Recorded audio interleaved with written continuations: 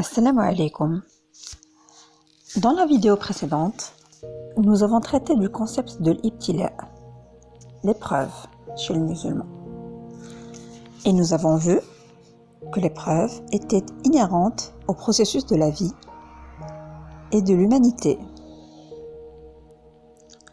Maintenant que l'épreuve est là, comment doit-on réagir?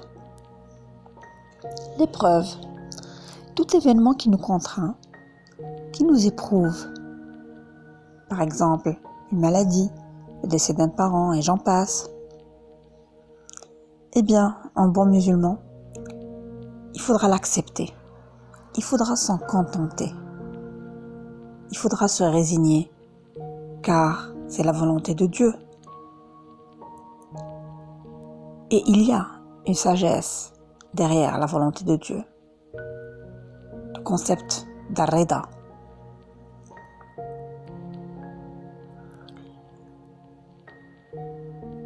Le musulman, face à une épreuve, a toujours deux approches. La première, il doit se demander si ça vient de lui, s'il est directement responsable de cette épreuve. Par exemple, un étudiant qui échoue dans ses examens. Tout d'abord, il faut se poser la question, est-ce qu'il a bien préparé cet examen? S'il ne l'a pas fait, son échec est de sa faute. La solution dans ce cas est de rectifier le tir et nous remettre sur le droit chemin. Maintenant, dans le cas contraire, si nous ne sommes pas la cause directe de cette épreuve, dans le cas contraire, il faut admettre que c'est la volonté de Dieu, s'en contenter, l'accepter et savoir qu'il y a la sagesse de Dieu derrière cette épreuve. Restons toujours dans l'exemple de cet étudiant.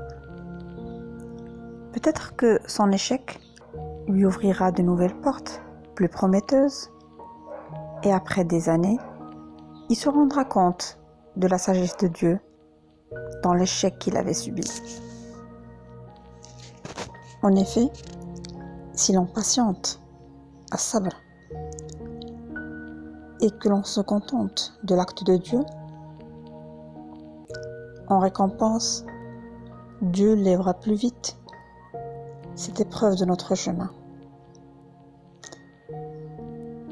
et nous récompensera de notre patience au paradis. Prenons l'exemple de Youssouf alayhi salam. Il a subi des épreuves terribles depuis son plus jeune âge, des frères envieux qui l'ont jeté dans un puits, la tentation d'une belle femme à laquelle il n'a pas succombé, être accusé d'un crime qu'il n'a pas commis et jeté en prison, et j'en passe. Mais il s'est toujours contenté de son destin et sa foi, sa croyance en Dieu est restée intacte, voire se développer encore plus à chaque épreuve. Et à la fin, il a été innocenté, il a même régné. Et toutes les épreuves passées se sont retournées en bénédiction. Notons à ce titre que les messagers de Dieu et les prophètes sont les plus éprouvés dans la vie. En effet, si l'on patiente à sabr et que l'on se contente de l'acte de Dieu, en récompense, Dieu lèvera plus vite cette épreuve de notre chemin. Alors soyons forts, résignons-nous, patientons, acceptons la volonté de Dieu et les choses se simplifieront d'elles-mêmes. Et les obstacles qui nous semblaient insurmontables peuvent se réduire et désormais nous paraître insignifiants. D'ailleurs, quand nous donnons à la vie sa vraie dimension, sa mesure, quand on relativise les difficultés s'amenuisent d'elles-mêmes. Le contenu de cette vidéo est inspiré et traduit de la vidéo en barre d'infos de Cheikh Ash-Sha'rawi rahimahullah. Merci pour votre attention.